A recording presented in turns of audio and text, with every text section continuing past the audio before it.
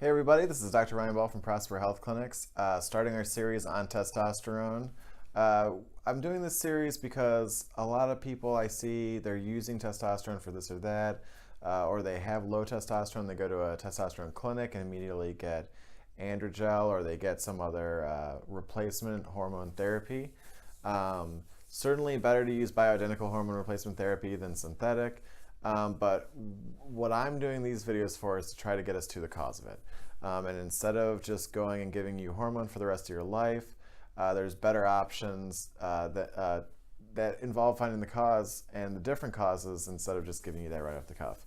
When I'm looking at these different things, I want to be sure that I'm not doing something that is not going to stop it from getting worse or cause the problem to get worse. And hopefully, if you're watching these videos, you already know why testosterone is good for you. If not, it's just a Google search away.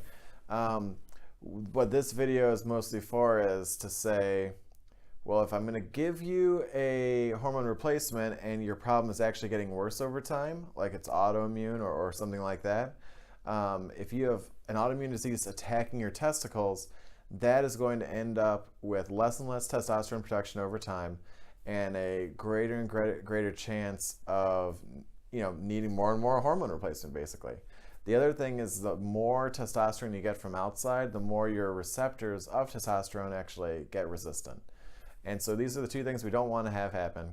So the purpose of this video, once again, find the causes so that those two things don't happen, get your body to start producing more testosterone and using it naturally more and more readily, and until finally you don't need what I'm giving you anymore. Your body is just rehabilitated and it's making all the testosterone it needs by itself. And so that's where we're going to go with this next few set of videos. If you want to learn more about that, go ahead and tune in, and we'll go ahead and go through the 7 or 8 causes of low testosterone. And have a great one.